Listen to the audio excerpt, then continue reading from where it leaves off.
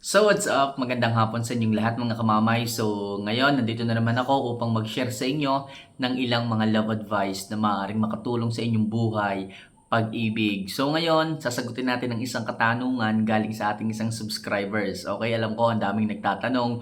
Well, simula ngayon, start na nating sagutin at gawa ng vlog yung mga katanungan ng ating mga subscribers. Okay? So at this moment of time, ang katanungan ito ay galing kay Miros TV. Okay, mega shout out Miro and thank you for asking me this like of question. Okay, ang tanong niya, paano mapahinto ang isang tao sa pagiging cheater kamamay? Okay, so napakagandang katanungan nito. Ano? So paano nga ba? Paano nga ba mahihinto, matitigil o hindi na gagawin ng isang lalaki yung tinatawag na pag-cheat, pagluloko, okay, o pang ibang babae, o paghahanap ng ibang kasintahan, kahit kayo pa. Well, yan ang pag-uusapan natin. Kung gusto mong malaman ang mga dapat mong gawin para hindi na mag-cheat ang isang lalaki, mangyayari na tapusin mo yung video ito hanggang dulo. Pero bago natin pag-usapan yan, huwag niyo po sana kalimutan na pindutin yung subscribe button, notification bell, and syempre mag-like ka na rin kasi marami ang po pwedeng matulungan ng video ito kapag pinindot mo ang like button. So, kung napindot mo na yan mga kamamay, maraming salamat at simulan na natin ang videong ito. So, paano nga ba mahihinto ang isang lalaki sa pagiging cheater niya? So, number one, communication. Yes mga kamamay, mahalaga po sa isang relasyon ang communication.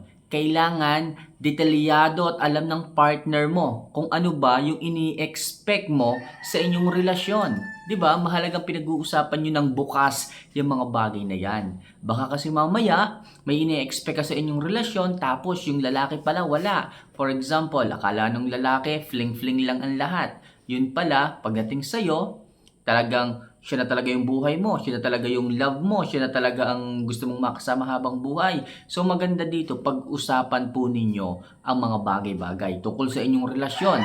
Sabihin mo, masyado ka nasasaktan kapag nakakakita ka ng babae na kausap ng lalaki. Okay, i-open up mo lahat. Okay, yung mga nararamdaman mo, yung mga problema mo sa kanya, yung mga bagay na ginagawa niya na hindi okay sa'yo.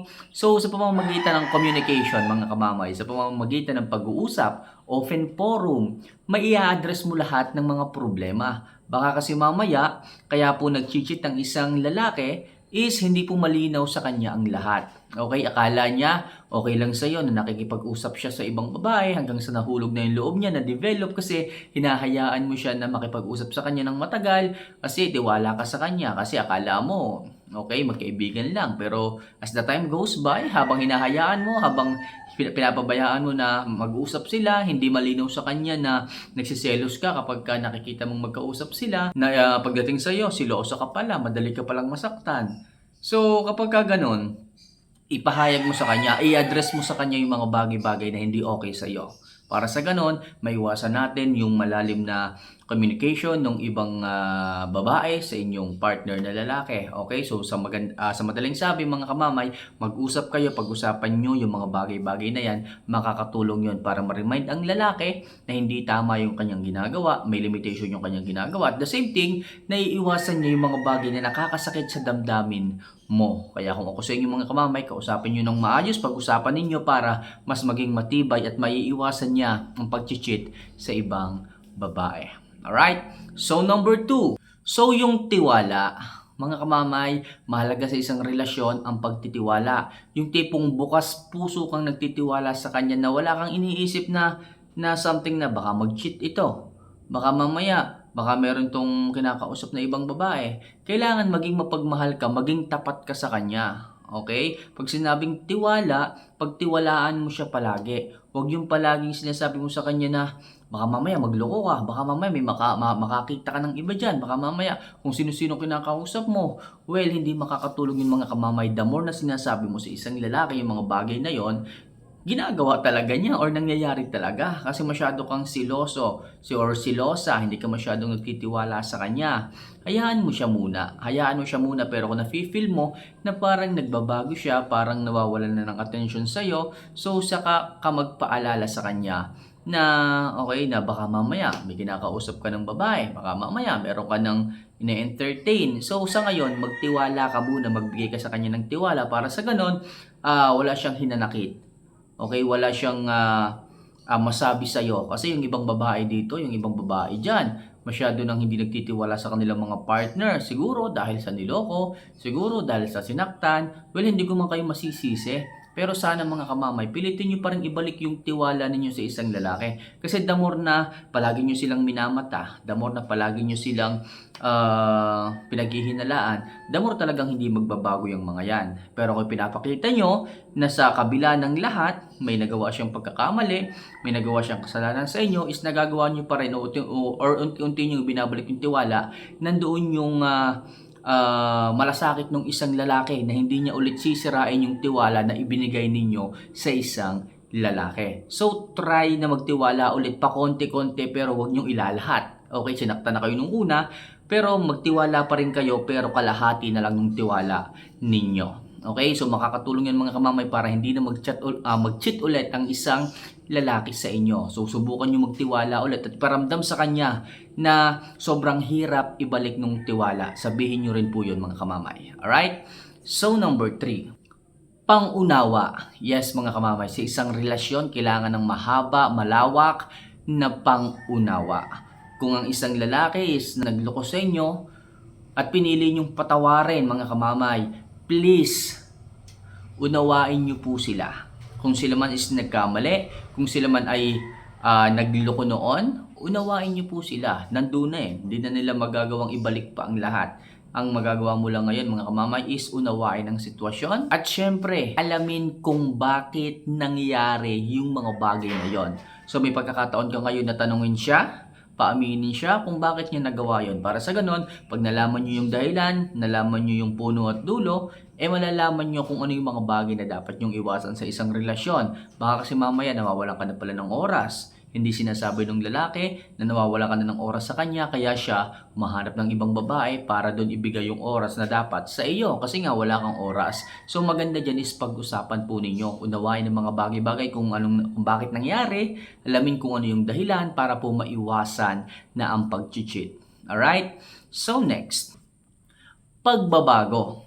Yes mga kamamay, nangyari na yung mga bagay-bagay, tinanggap nyo na, pinatawad nyo na, syempre kailangan nyo rin po ng pagbabago. Kung dati-rate, masyado kang busy sa trabaho, hindi ka na nagkakaroon ng oras sa isang lalaki, kung bakit naghanap siya ng iba, ngayon, kailangan sa'yo magsimula ang pagbabago. Paano pagbabago? Kailangan maglaan ka na ng oras sa kanya, kailangan kahati na siya sa buong schedule mo, okay, sa buong araw. Kailangan magkaroon or mag-set din kayo ng tinatawag na quality time. Kailangan may oras kayo, happy time together. Para sa ganon, hindi po mawala yung pagmamahal sa isa't isa. Para yung init nandun pa rin mga kamamay. So sinasabi ko sa inyo, mahalaga po yung pagbabago. Kung malalaman nyo kung saan nagsimula ang lahat, kung anong pagkukulang ng bawat isa, kailangan nyo po yung baguhin.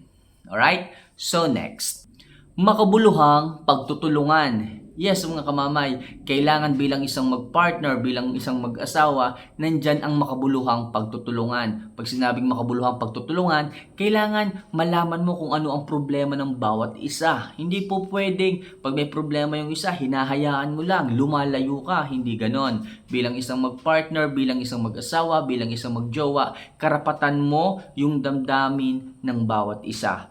Kung anong nararamdaman niya, kung ano yung problema niya, kailangan concern ka doon. Kailangan tulungan mo siya para malutas kung ano yung problema niya sa kanyang buhay.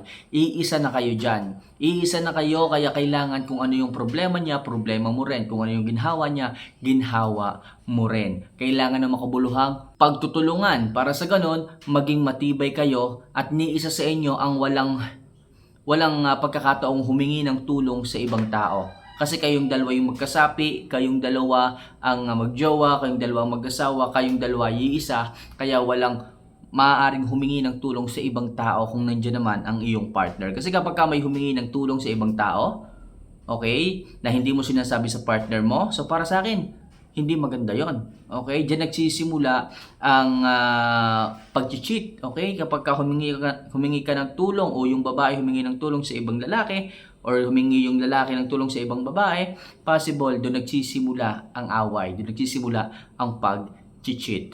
Alright? So next, i-appreciate mo siya. Yes, mga kamamay, mahalaga to sa isang relasyon at isa rin to sa mga dahilan kung bakit naghahanap ng iba or nag-cheat, nagloloko ang isang lalaki. Hindi mo kasi ina-appreciate yung mga bagay-bagay na ginawa niya, yung mga effort na ginagawa niya para sa'yo, yung mga sakripisyo niya para sa'yo, hindi mo man lang na-appreciate. Hindi ka marunong magpasalamat, hindi ka marunong tumanaw ng magagandang ginawa ng isang lalaki para sa'yo. Kaya anong ginagawa ng isang lalaki? Total, hindi mo rin naman na-appreciate yung mga efforts niya. So, sa iba na lang ipinapakita. Kaya mahalaga pa rin talaga dito ang communication. Kaya nga sabi ko kanina, number 1, yung communication sinasabi niyo po dapat sa iba, sa inyong mga partner. Yung communication hindi dapat nawawala sa inyong relasyon para po matibay, para po detalyado ang mga nangyayari sa inyong relasyon, mga kamamay. Kailangan nyong i-appreciate ng isang lalaki sa lahat-lahat ng efforts na ginagawa niya. And syempre, hindi lang ang lalaki ang mag-appreciate, kahit mga babae, kailangan ma-appreciate nyo din, mga boys. Alright? So next, matutong magpatawad.